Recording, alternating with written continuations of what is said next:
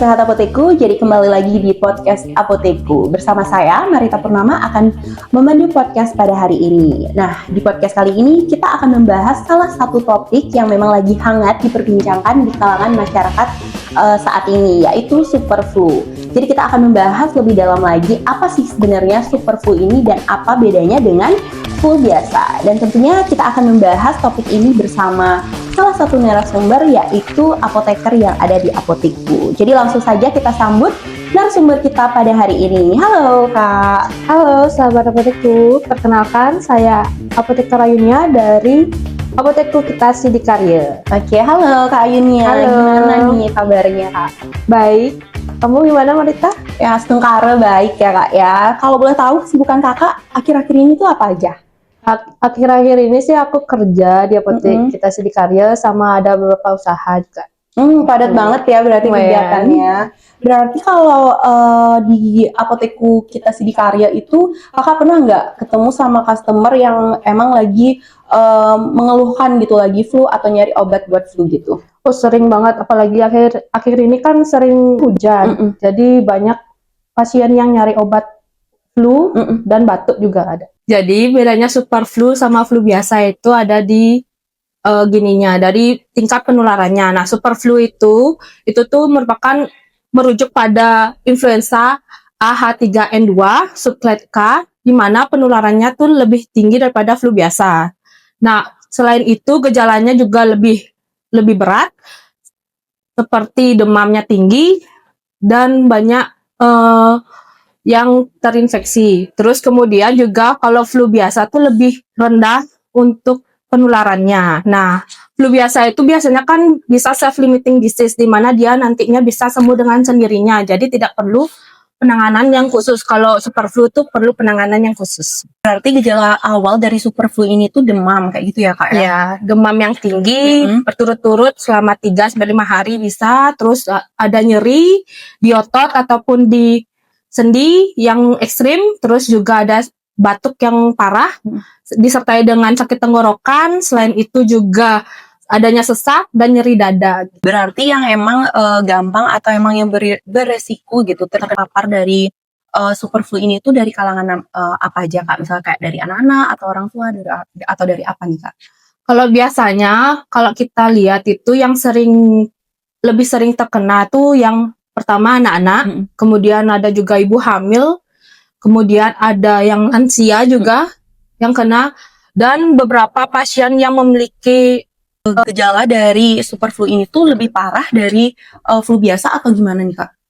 Kalau gejalanya ya lebih parah daripada flu biasa, dilihat dari gejala-gejala yang terjadi seperti itu yang disebutkan, ada demam tinggi, nyeri-nyeri pada sendi sama otot, dan juga batuk yang parah, adanya sesak juga. Apalagi kalau anak-anak tuh lebih dilihat, kalau ada gejala seperti sesak tuh mending lebih cepat ke dokter aja. Berarti kan ini ada vaksin tahunan atau vaksin flu tahunan gitu. Ini tuh masih efektif nggak sih Kak untuk melindungi diri dari super flu ini?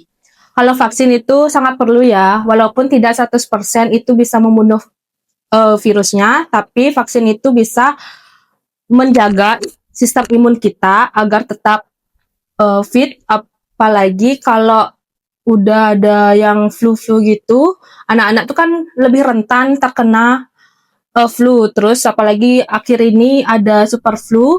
Nah, dari adanya vaksinasi itu nantinya penyembuhannya akan lebih cepat, terus virusnya juga lebih cepat untuk keluar atau enggak bisalah beraktivitas anak-anaknya gitu.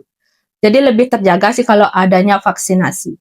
Gitu. Kakak kan sebagai apoteker nih ya, mungkin kakak bisa kasih saran nggak obat-obatan apa sih yang emang aman untuk super flu ini Kak?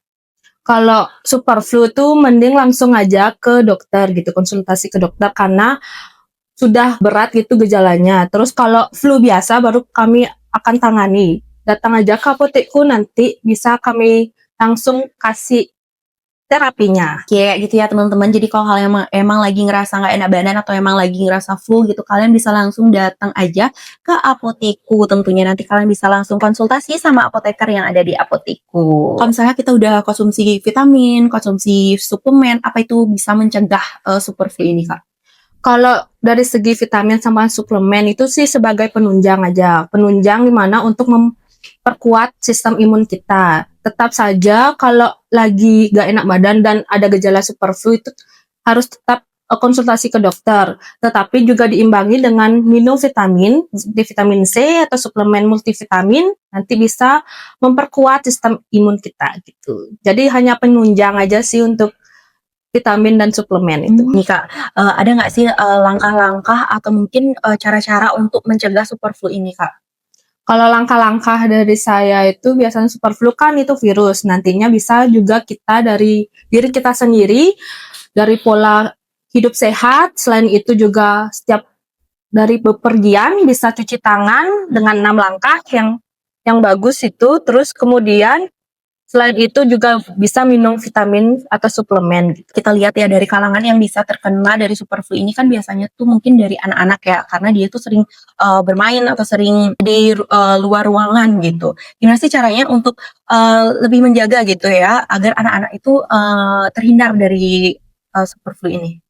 Kalau untuk anak-anak kan yang berperan penting tuh orang tua. Nah, orang tua tetap mengingatkan anak-anaknya kalau habis main cuci tangan yang benar sesuai dengan 6 langkah, kemudian juga bisa antisipasi, mungkin orang tuanya nanti bisa melakukan vaksinasi flu untuk anak-anaknya, terus juga nanti bisa pola hidup yang sehat gitu. Selain itu juga boleh diajarin atau diedukasi anaknya bagaimana cara batuk yang benar, bersih yang benar, terus kalau sakit juga perlu pakai masker gitu. Kita sebagai orang tua perlu edukasi juga anak-anak.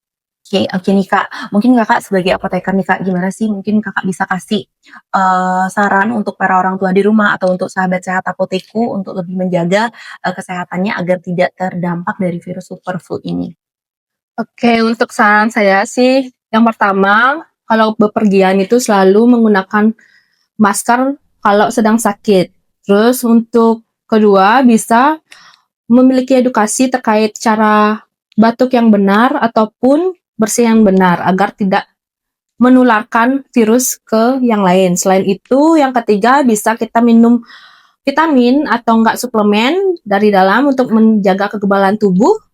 Terus juga keempat bisa menjaga pola hidup sehat secara berkelanjutan gitu. Oke nih sahabat sehat apotekku, jadi dari pembahasan podcast kita kali ini, jadi kita bisa mengambil kesimpulan kalau flu dan super flu ini memang berbeda ya, walaupun gejala awalnya itu sama. Dimana flu ini itu lebih ringan gitu ya, atau lebih gampang penyembuhannya. Kalau super flu ini itu gejalanya lebih berat dan memang untuk penyembuhannya itu emang lebih agak lama gitu. Ya benar sekali, nanti dari kita sendiri, kali kunci utamanya itu kita harus kenali apa aja gejala-gejala awal dari super flu seperti demam yang tinggi, tidak turun-turun, ada nyeri otot atau nyeri sendi yang ekstrim, kemudian ada sesak dada, kemudian ada nyeri di dada, juga ada batuk yang parah tidak kunjung sembuh. Kemudian untuk cara mengatasinya kita juga perlu dari dalam ataupun dari pola hidup kita yang sehat. Oke nih Kak ini ya, jadi betul banget ya untuk sahabat sehat apotekku. Jadi